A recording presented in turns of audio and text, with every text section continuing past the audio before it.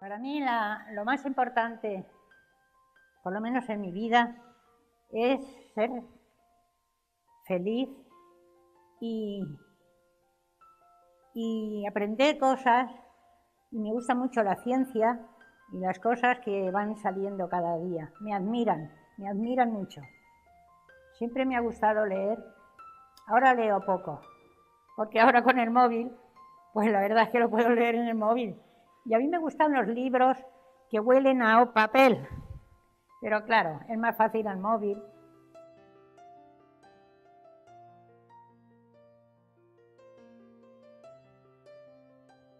Home, sí, escolta'm, quan el pare deia això, tu de ser això i s'ha acabat.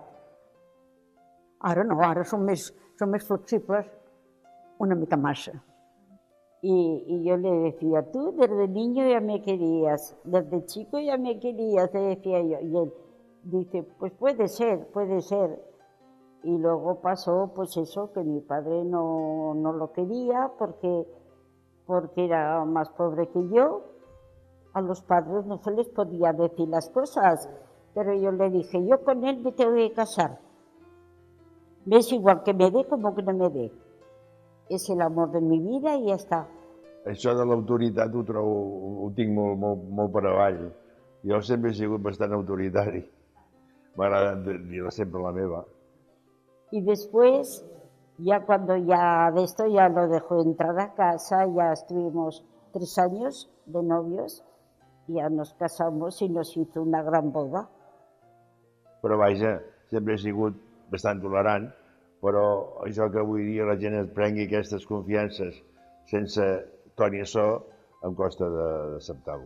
Un entremig, entre el fort que era llavors que no podies ni hola, el que ara es diu hasta més que hola, ¿no? Abans no hi arribàvem i ara ens han passat. O sea, no, es que todo el mundo no tiene la misma oportunidad.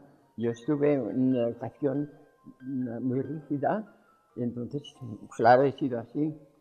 Entonces lo que yo transmitiría es de que no sean tímidos, que sean más extrovertidos. Home, tot té uns límits, esclar. Dintre dels límits establerts, però que la gent sàpiga fins on pot arribar. A veces me arrepiento, o sea, quisiera haber hecho cosas que luego las recuerdo y digo, ¿por qué no lo hiciste? I això m'ha donat peu a que hi ha moltíssima gent que reconeix les coses. Jo ara, per circumstàncies també de la vida, estic en uns apartaments tutelats. El meu marit està baix a la residència, jo estic en el pis, i hi ha molta gent molt maca. Clar que hi ha un o dos que de quan en quan diries, bueno, vale, no? Què hi fem amb ells, Però bé, tota la gent és molt bon, ajuda moltíssim, que és el que els avis necessitem. Aquella mirada a vegades no és ni una ajuda molt gran. Sobre el derecho de la vida, que me has preguntado, es un derecho que admitimos cuando nacemos. Todos, personas, animales, y tenemos que procurar vivir siempre bajo tus perspectivas lo mejor que puedas y no despreciar la vida porque es un don que nos han dado y viva la vida, nada más. Sense voler també m'he tingut que enfrontar amb la gent que no té la lepra, l'únic que té que no li funciona el cap. No me la tracteu així perquè l'únic que feu és espantar-la. Aleshores hi ha gent que no ho comprèn, però hi ha molta gent.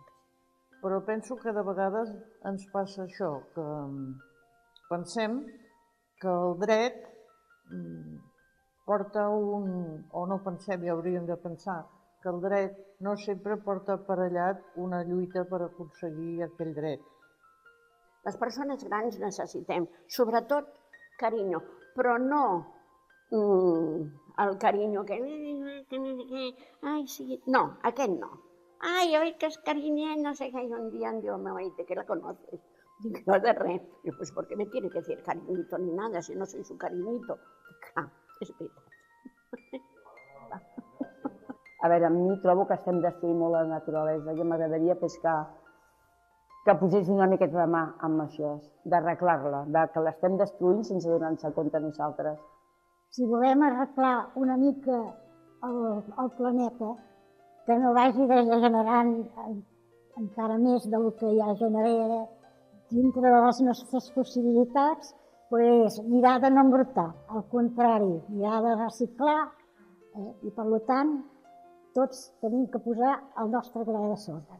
Jo tinc 17 nets i últimament en les converses amb els de 20 i pico i amb una que en té 14 i a més, he vist que tenen tots una inquietud social, el desig de que el món sigui una mica més just, de preocupar-se dintre de la seva professió, de buscar uns camins que siguin de millorar la qualitat de vida del nostre entorn, i m'ha donat la visió de que a la família hem sigut capaços de transmetre aquesta inquietud social. Hi ha gent que no comprèn que altra gent pugui fer coses sense necessitat de cobrar, sense tenir aquella necessitat de cobrar. Ho fas perquè vols, perquè t'agrada i perquè vols, perquè si no ningú t'obliga. Des de sempre, des de nena, he sentit amor a davant de persones que patien. Quan una persona patia, s'ho passava malament, doncs jo sentia que l'estimava, que la volia ajudar, que m'agradaria fer alguna cosa per aquella persona. I això més o menys m'ha durat tota la vida, perquè suposo que ja l'estic acabant, no crec que canviï ara a última hora. Que gent de la meva edat que està i són coneguts, que em diguin, home, i per què fas voluntari? Per què estàs de voluntari? Doncs mira, perquè és un goig treballar per els altres. Perquè només el que hem comentat aquí, a vegades l'acompanyament amb una persona, l'estar en contacte amb una altra persona, dona un goig personal que no estem passejant pel carrer.